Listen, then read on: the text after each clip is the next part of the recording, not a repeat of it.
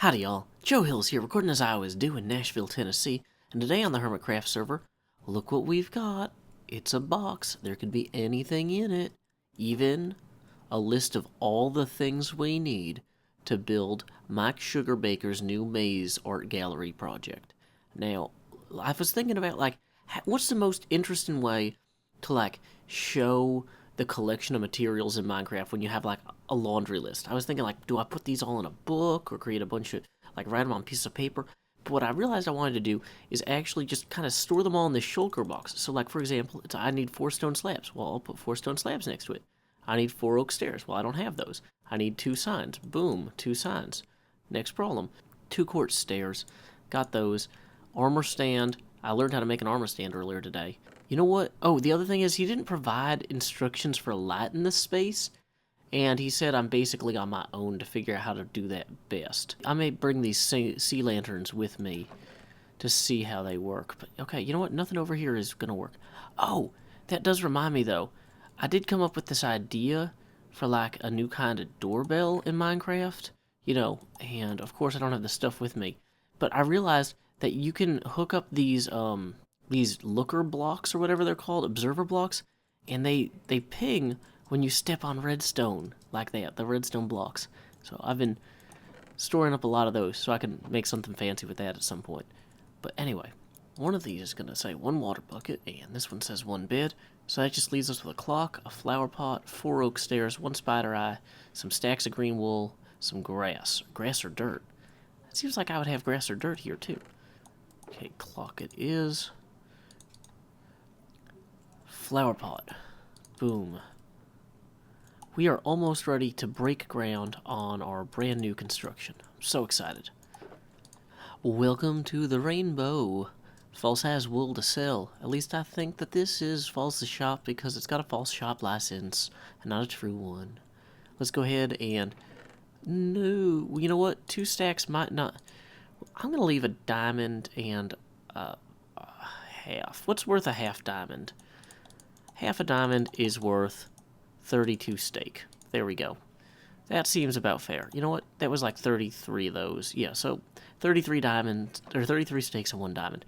False, if you get me the additional wool at some point and return the steaks, then I will reward you 1 full diamond. So, excellent. Oh, you know what? While I'm here, I did need some purple wool as well, I just realized. Boom. 1 purple banner. Time skip. No, let's just plunge to our deaths. Haha, just kidding, death. Not today. It's underwater survival time. Starring me, Joe Hills, and not death. So go home. I hope you didn't pack a lunch, because you can enjoy making one yourself now. Excellent. So we have made it. We are in the gallery, and it is time to get this underway. Ta-da! Yay, dancing armor stand. We're going to go ahead and put all these things up on the wall so that we have them for easy access. Okay, well, I put all the single items up there, but I immediately realized that I could only put 1 of the pieces of sand in each frame, or 1 of the stairs, or 1 of the obsidian, not entire stacks of all that stuff. So that part is a terrible idea. We'll just leave that stuff in the shulker box for the most part. But now what we got to do is actually count out the maze itself. Now the entrance is actually perfectly in the center of one of the sides of a 15 by 15 square. So, in the interest of keeping this kind of hallway here clear, what I'm thinking I want to do is to have this kind of hallway continue and start the maze kind of further up.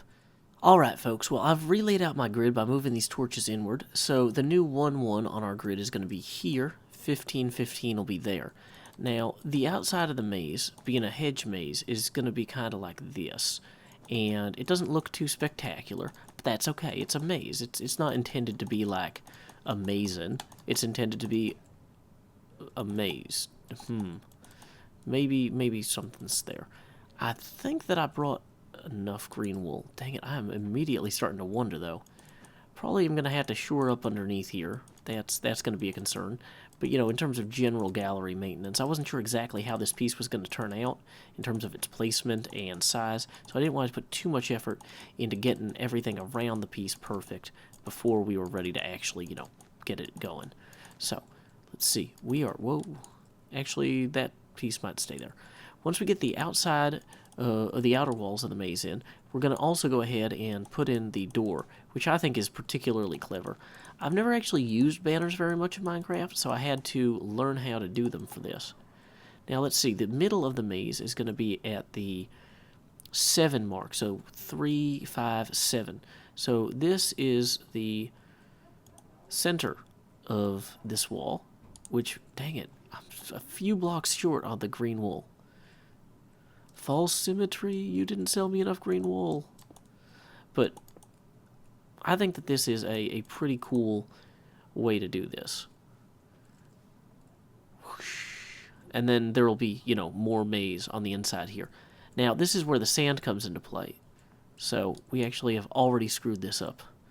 First thing I got it together, and I didn't get it together. There we go. So, this will be the entrance of the maze.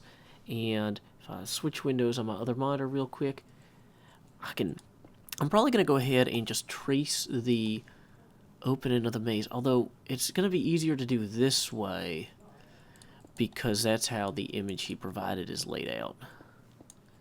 So we're going to have like sand all along here. Probably should be collecting those slabs. Don't want to waste them all. Dang it. And it'll kind of snake around here. And we're going to have a few kind of false exits to the maze.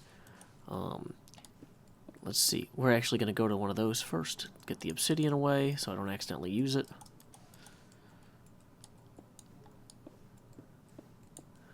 So this here is going to be the first of the false victory conditions. And this is going to be a fake room. Well, I mean, it's not going to be a fake room. It's just going to be a room. Basically, Mr. Sugarbaker thought it would be funny if each of the dead ends of the maze had different stuff in it. So he's got one dead end there. There's actually another dead end if you come all the way to this back corner that I might as well fill in here first. And let's see. That dead end is accessible from people going this way a little bit. 1, 2, 3, 4 it looks like. But you know what? It's probably distracting if we kind of come over from this side. So if we come from this way, you could go like this and like this. Wait, is this too small or off-centered somehow? Uh-oh. As you can see, I've moved the gate a little bit so it's actually properly centered, and I've continued laying down the paths.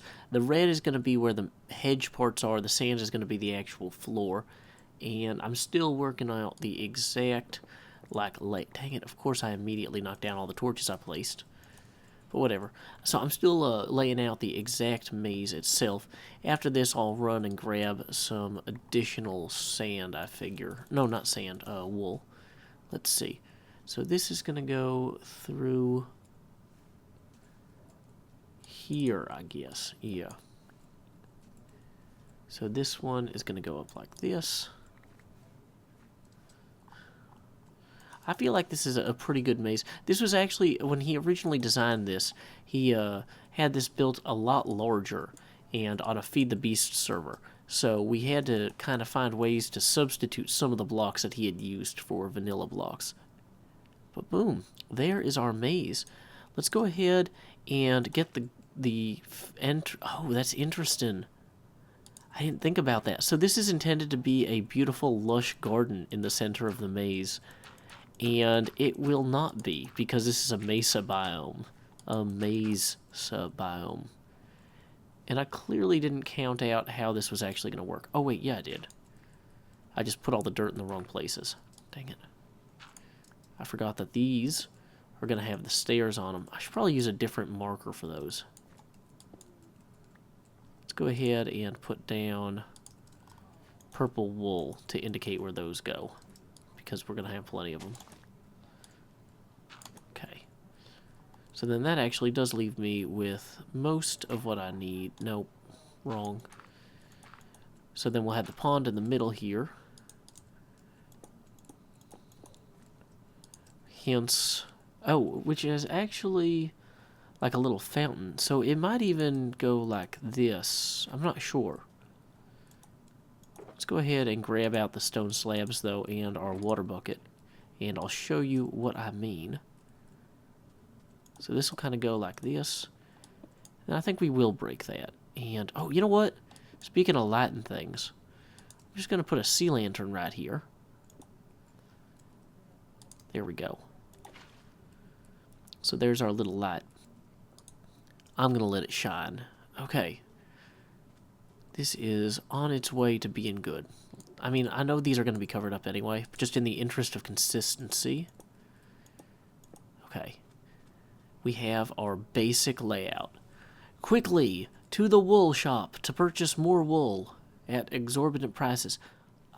Woohoo! White wool for 1 diamond. And away we go. Hey, there's our cool sandcastle. It'll terrify the masses. Oh, hey, there's also a pond in the inside of this. Whoa, that's really weird. Some sort of weird light glitch. Anyway, I was curious about that. This is where Season 4 began. Welcome to the Hermit Memorial Garden. Aw, it's adorable. I like it. Anyway, enjoy your garden, False. I think False made that. She made that brick wall. She's pretty talented. So we just take a little cactus green. Wait, is this not how this works? How do you dye wool? Oh, really? Well, we have at least enough cactus to go ahead and fill in that. And, you know what? I think we can call this an episode. We got the outer parts of the maze constructed. We got our entrance. We'll go ahead and do the inner walls and the detail work in the next episode. I had a lot of fun today. I hope y'all did too. Until next time, y'all, this is Joe Hills from Nashville, Tennessee. Keep adventuring.